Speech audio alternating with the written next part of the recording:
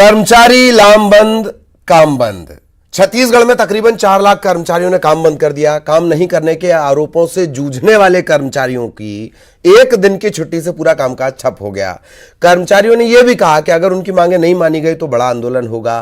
महंगाई भत्ता, नियमितीकरण की मांग, पुरानी पेंशन नीति लागू करने की मांग, ऐसी 14 सूत्री मांगों को लेकर ही प्रदर्शन किया गया। लेकिन प्रदर्शन के ये सिलसिले पुराने हैं। इसमें लिपिक वर्गीय कर्मचारियों का प्रदर्शन, अनियमित कर्मचारियों का प्रदर्शन, विद्युत संविदा कर्मचारियों का प्रदर्शन, ये लिस्ट बहुत लंबी है। प्रदर्शन की लिस्ट बहुत लंबी है। सवाल यह कि आखिर क्यों, जानेंगे हिसाब किताब, क्योंकि छत्तीसगढ़ मांगे जवाब। कर्मचारियों के सम्मान की लड़ाई है, स्वाभिमान की लड़ाई है। और यदि आज के बाद महंगाई भत्ता और अन्य लंबित मांगे, वेतन विसंगति दूर नहीं होती है तो अब केवल और केवल एक मार्ग बाकी है। अनिश्चितकालीन आंदोलन का निर्णय अप्रिय रूप से लेना पड़ेगा और पूरे छत्तीसगढ़ राज्य को बंद करना पड़ेगा। तभी छत्तीसगढ़ सरकार जागेगी और कर्मचारियों की मांगी की ओर ध्यान देगी। आज पूरे सब सड़कों पर है, छुट्टी लेकर के, अवकाश लेकर के। पूरे प्रदेश में अराजकता की स्थिति अब निर्मित हो रही है, चाहे वो स्वास्थ्य के कर्मी हो या अन्य जो मामले में हो। और इस प्रकार से ये सरकार अपने वादा निभाने में असफल रही है। सरकार वादा खिलाफी कर रही है।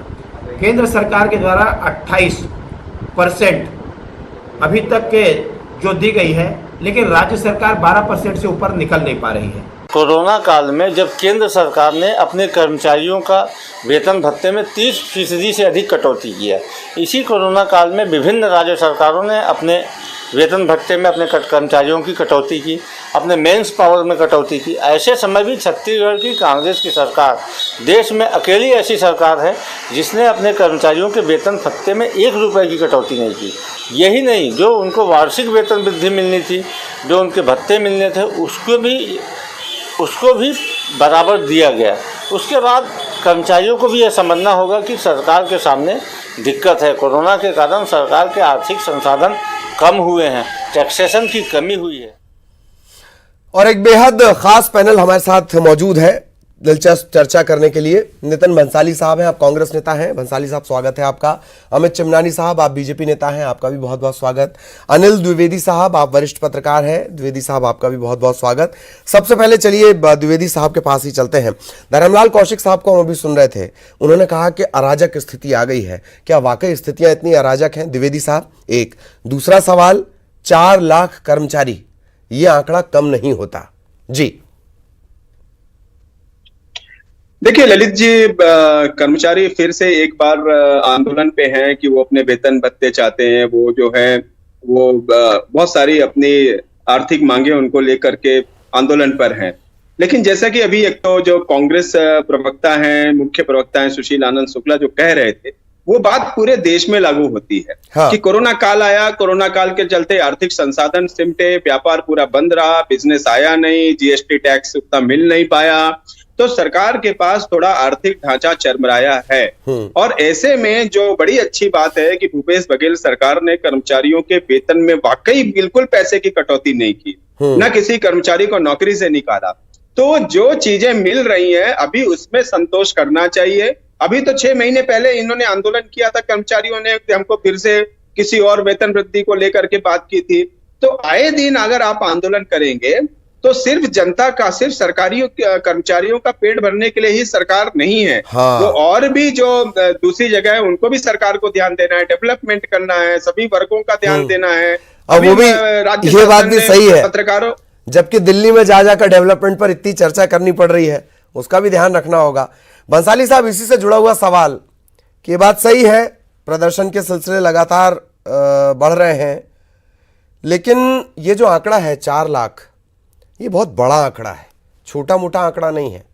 अगर कंफ्यूजन है तो आप क्या करेंगे? गलतफहमी हो गई है कि नहीं पैसे ही चाहिए, ये 14 सूत्री मांगे मानी जाए, तब आप क्या करेंगे?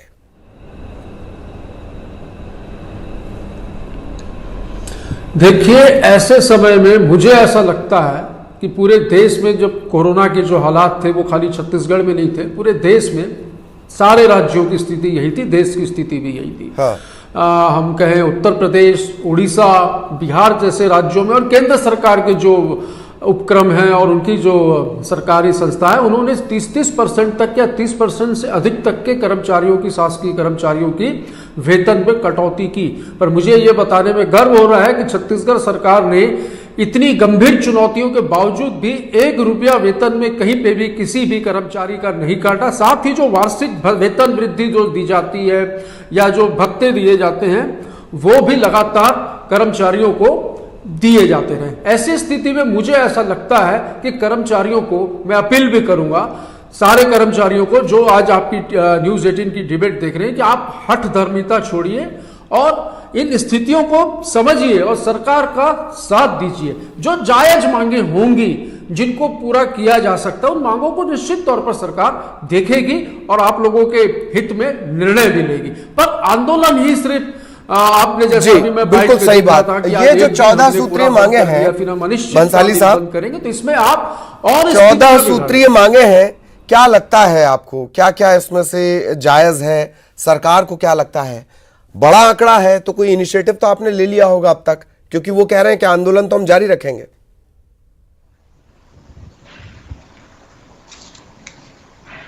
वो जारी रखें, इसके लिए ना रखें, इसके लिए रखें, उसके लिए तो वो स्वतंत्र है, पर वो ना रखें इसके लिए मैं निवेदन कर रहा हूं कि आपको ऐसी स्थिति में जहां पे आप देखिए आर्थिक संसाधन चरमराए हुए, आर्थिक स्थिति सारे लॉकडाउन की वजह से क्या हालात थे, ये बात किसी से छुपी नहीं है। हाँ। मैं तो आग्रह करूंगा कि आप सब सरकार का साथ दीजिए, हठ धर्मिता छोड़िए।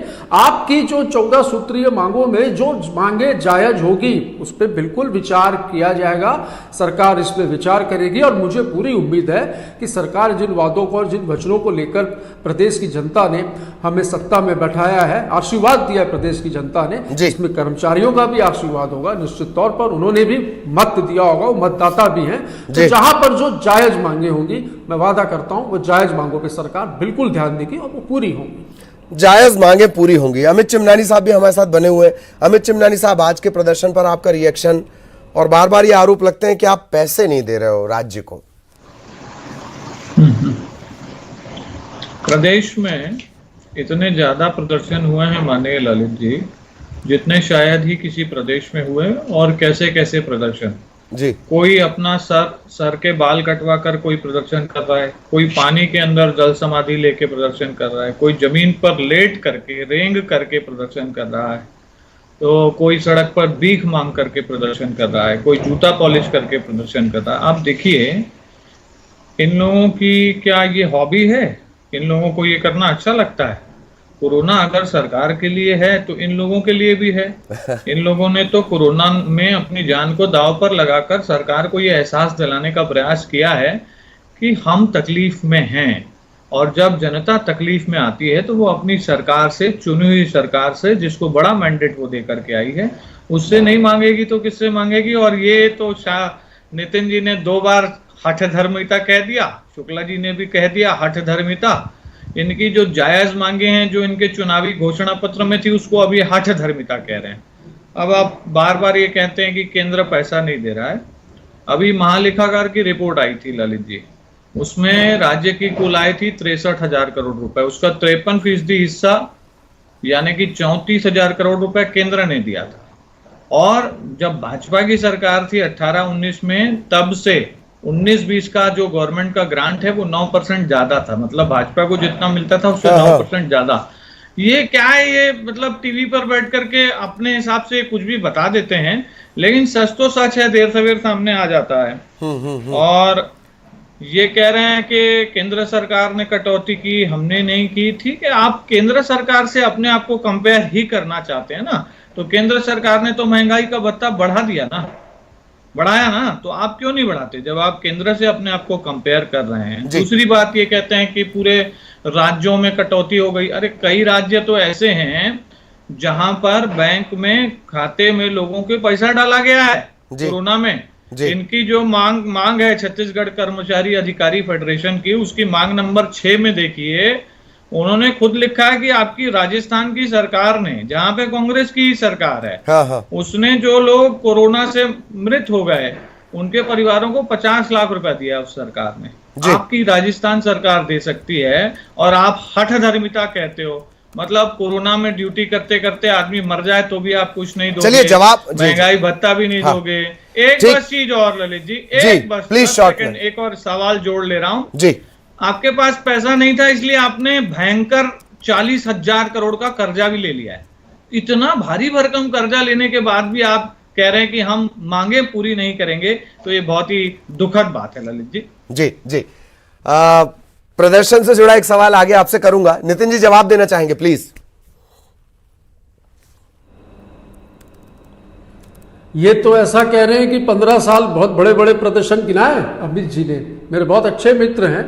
ये कोई सर मुड़ा के प्रदर्शन कर रहा है, कोई जल समाधि लेके प्रदर्शन कर रहा है। हर प्रदर्शन करने के लिए देखिए लोकतंत्र है, सबको अधिकार है अपने अधिकारों के लिए प्रदर्शन करना। 15 साल खूब प्रदर्शन हुए।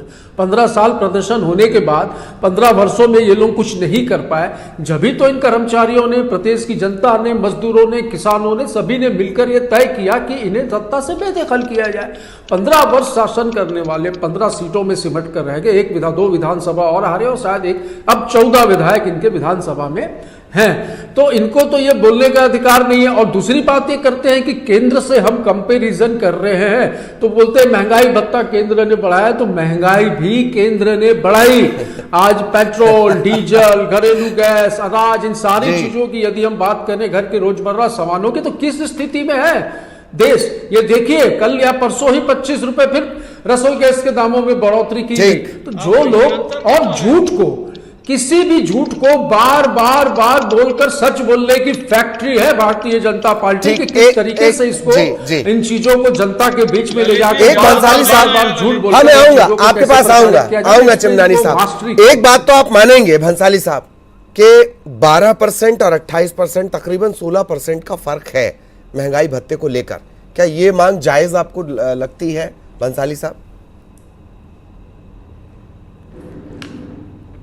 देखिए स्थितियों और परिस्थितियों के अनुसार मैं यहां पर पार्टी के संगठन के प्रवक्ता की हैसियत से ये नहीं कह सकता कि जायज है कि नाजायज। ये सरकार निर्णय लेगी कि जायज है या फिर इसको कितना प्रतिशत बढ़ाया जा सकता है, या फिर इसमें क्या निर्णय बेहतर निर्णय लिया जा सकता है। मैं तो फिर कहूंगा कर्मचारियों को, आपके चैनल के माध्यम से उनसे निवेदन करूंगा कि भाई जिद छोड़ो, समय, बुरा समय कट चुका है, स्थितियां पटरी पर आ रही हैं। सरकार का साथ दो, जो जायज मांगे होंगी आपकी पूरी करेंगे, आप बिल्कुल चिंता न करें। जी जी जी चलिए, लगातार वरिष्ठ पत्रकार द्विवेदी साहब भी हमारे साथ बने हुए हैं। द्विवेदी साहब एक बात है जी कि एक मसला ये भी है, हमारी पूरी सरकारी मशीनरी, और ये प्रदेश से परे है, चाहे मध्य प्रदेश कह लो, छत्तीसगढ़ कह लो, राजस्थान कह लो, दक्षिण भारत के कुछ हिस्सों को छोड़ दिया जाए, तो ये आरोप लगते हैं कि साहब सरकारी कर्मचारी काम नहीं करते। इन सब के बीच कोरोना काल, जो बात आपने कही थी उसी का सीक्वल मेरा सवाल है कि इस दौर में थोड़ा सा इंतजार कर्मचारी संगठन कर सकते हैं, करना चाहिए। द्विवेदी साहब। देख, बिल्कुल ललित जी, बिल्कुल आपने सही कहा और ये बात हम सब सहमत होंगे। और मैं बताऊं, अब केंद्र सरकार की भी तारीफ करना चाहूंगा। वाकई में केंद्र सरकार ने कोरोना काल में कई कर्मचारियों के वेतन भत्ते बढ़ाए और उनके लिए नई तरह की पेंशन योजनाएं और ये सब लागू की है। तो केंद्र सरकार भी पहल तो कर रही है, लेकिन मैं एक बात बताना चाहूंगा कि महीनों पहले राज्य सरकार ने अच्छे कदम उठाए। महंगाई भत्ता बढ़ा दिया कर्मचारियों का, हजारों शिक्षा कर्मियों को नियमित किया गया, अभी 12,000 से ज्यादा पदों पर नई नियुक्तियां हो रही हैं, उनकी सैलरी बढ़ाई नहीं जाएगी। तो मैं कोई सरकार का पक्ष नहीं ले रहा, लेकिन शासकीय कर्मचारियों को समझना होगा कि ज्यादा खाने से अजीर्ण हो जाता है, इसलिए बांट कर खाइए। नए शासकीय कर्मचारी जुड़ेंगे तो उन्हें भी सरकार को वेतन देना होगा। केंद्र सरकार ने जीएसटी जरूर रोक रखा है, देर सवेर वो भी मिलेगा, लेकिन योजनाओं के जो अरबों रुपए केंद्र सरकार ने दिए हैं, और जैसा कि भाजपा प्रवक्ता कह रहे थे, उनकी चिंता के साथ हूं मैं कि भाई सरकार ने यदि इतना कर्ज लिया है तो निश्चित तौर पर वो कर्मचारियों के हिस्से भी कहीं ना कहीं जाना चाहिए। तो भूपेश बघेल सरकार भी कोई ना कोई राहत देगी, ऐसी उम्मीद है। जी जी, राहत मिलेगी ऐसी उम्मीद है। चलिए, आपने जीएसटी का सवाल छेड़ दिया, चिमनानी साहब के पास चलते हैं। चिमनानी साहब, बार बार यह आरोप लगता है कि एसजीएसटी या जीएसटी का पैसा राज्य को नहीं मिलता। कोरोना काल निकल गया, अभी अभी एक आंकड़ा आप ही की सरकार ने जारी किया है, केंद्र ने, कि जीएसटी का जो बम्पर कलेक्शन हुआ है, अब जब बम्पर कलेक्शन हुआ है तो उसके पैसे मिलने चाहिए। वर्ष 19-20 में 7,500 करोड़ जीएसटी और 3100 करोड़ रुपया कंपनसेशन, वर्ष 20-21 में 7,000 करोड़ जीएसटी और लगभग इतना ही कंपनसेशन केंद्र सरकार ने दिया है। सवाल यह है कि अब कोई झूठ बोलेगा तो वो टीवी चैनल पर चलिए ठीक है वो नहीं मानेंगे, लेकिन जो रिपोर्ट्स आती हैं वो इनके पास खुद के पास आती होंगी, अगर पढ़ लेंगे तो अच्छा हो जाएगा।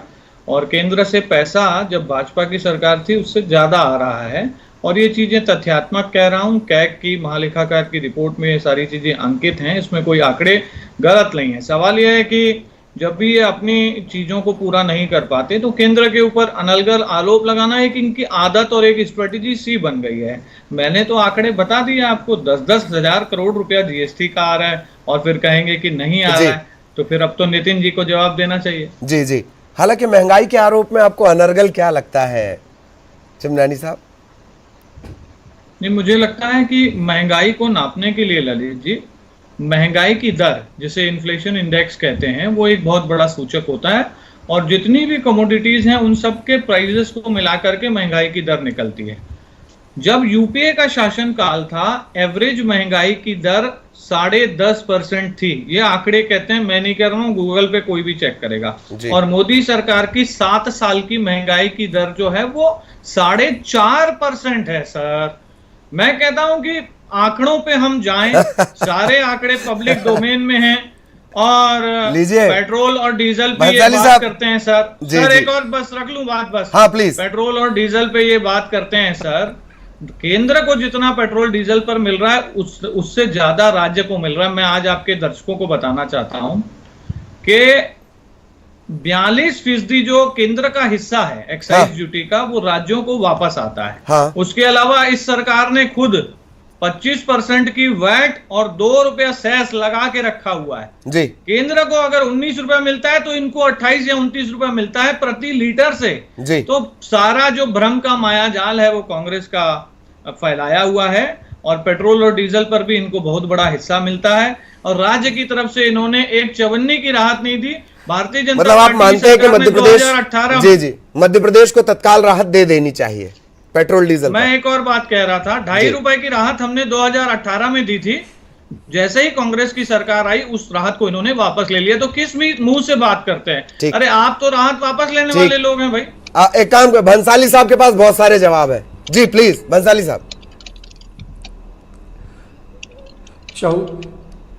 14 साल और 9 महीने मुझे लगता है इन्होंने खूब पैसा वसूला, और चुनाव के समय क्या बताया, 2.5 रुपया कम कर दिया। ऊंट के मुंह में जीरे वाली बात हुई। अभी मेरे साथी प्रवक्ता कह रहे थे महंगाई के बारे में, बहुत अच्छे आंकड़े पेश किए इन्होंने। चार्टर्ड अकाउंटेंट है पेशे से, काफी अच्छे खाता भाई काफी अच्छी लिखते हैं, मैंने सुना है जी।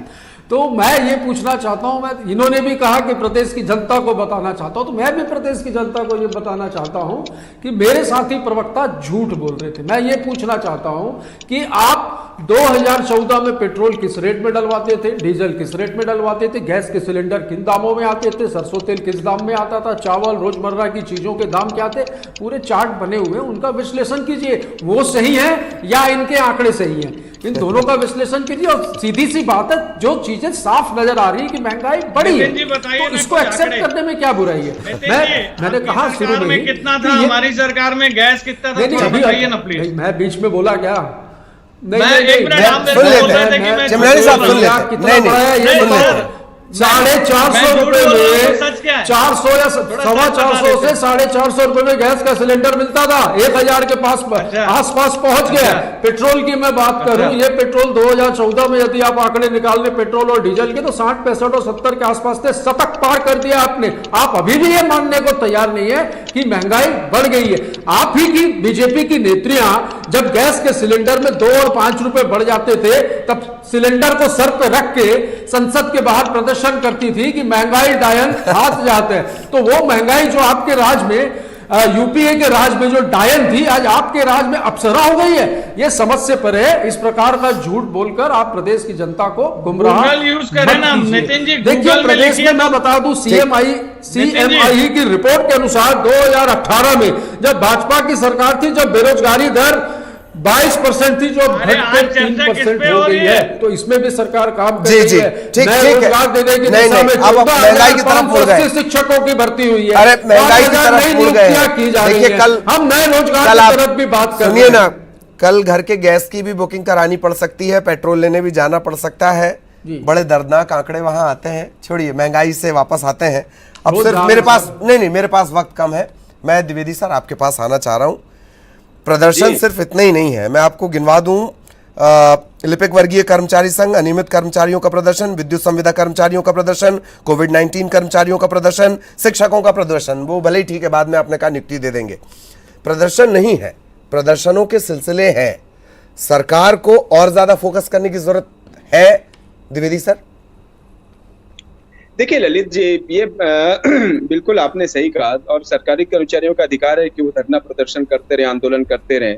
अपनी अपनी कुछ उनके साथ कमीशन आयोग भी होता है, उसकी भी सिफारिशें आ जाती हैं। तो वो चाहते हैं कि सरकार उसके हिसाब से उनकी सैलरी और बाकी चीजें तय करे। लेकिन जैसा कि मेरा कहना है, क्या सरकार सिर्फ सरकारी कर्मचारियों के लिए है? क्या जी, वो जी। जनरल कैटेगरी के लिए नहीं है? क्या वो धनाढ्य वर्ग के लिए नहीं है? जी। सबसे ज्यादा टैक्स तो धनाढ्य वर्ग देता है। हाँ। कोरोना में तो कई उद्योग धंधे बंद हो गए, इंडस्ट्रीज बंद हो गई, बिल्कुल। उनके घर में खाने के लिए नहीं है। मैं आपको बताऊं ललित जी, जी, जी। छत्तीसगढ़ में 1 दर्जन से ज्यादा घटनाएं ऐसी हुई हैं जहां अच्छे परिवार के लोगों ने सुसाइड कर लिया, क्योंकि उनके पास नौकरियां नहीं थी, उनके घर में किराए देने के लिए पैसे नहीं थे, बच्चों की फीस देने के लिए पैसे नहीं थे। तो सरकार को चाहिए कि वो सिर्फ बिल्कुल। एक वर्ग तक सीमित रहे, उसे सिर्फ किसानों की चिंता या सरकारी कर्मचारियों की चिंता करने की बजाय जो प्राइवेट सेक्टर के लोग हैं उनकी भी चिंता करे। जी। ना तो केंद्र सरकार और ना राज्य सरकार प्राइवेट सेक्टर के लिए कुछ नहीं ला रही है। केंद्र सरकार में मैंने देखा, जी। निर्मला सीतारमण ने जाने कितने 2.5 लाख करोड़ का लेकर के आई सहायता राशि, हाँ, किसी को कुछ नहीं मिला उसमें। जी। तो जो प्राइवेट सेक्टर के लोग हैं ठीक। उनको कहीं ना कहीं राहत देने की जरूरत है। बिल्कुल, मैं एक बिल्कुल। बात और बताऊं मैं- ललित जी, हाँ, कि अभी please मैं short- महंगाई इंडेक्स सुन रहा था भाजपा के प्रवक्ता से। मैं आपको बताऊं, पेट्रोल 60 रुपए था, 100 रुपए हो गया। रसोई गैस 450 थी, 800 रुपए हो गई। दवाइयां 80 रुपए में मिलती थी, 140 रुपए में मिल रही है। एक एक्टिवा जो 60,000 में मिलती थी, अब 1 लाख रुपए में मिल बस रही है। बस मैं आपको तो रोकना महंगाई चाह का रहा हूं। इंडेक्स जनता नहीं वक्त कम है, ताप थोड़ा सा ज्यादा हो गया है। मैं वक्त में नहीं दे पाऊंगा। भंसाली साहब, चिमनानी साहब, बहुत बहुत माफ करें, आप वक्त की अपनी सीमाएं हैं। द्विवेदी साहब आपका बहुत बहुत शुक्रिया, भंसाली साहब का शुक्रिया, और चिमनानी साहब आपका भी बहुत बहुत शुक्रिया। कांग्रेस को लगता है कि अभी और ज्यादा मेहनत करनी है। बीजेपी का कहना है कि राम राज्य तो लगभग आ ही चुका है।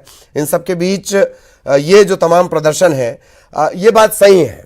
जो एक बात है जो द्विवेदी साहब जिसकी तरफ इशारा कर रहे थे, अच्छा, ये प्रदर्शन बड़े सोच समझ के तय होते हैं। कभी कभी ऐसा लगता है शुक्रवार को प्रदर्शन करो, शनिवार तो अपना है ही है और रविवार भी अपना है ही है।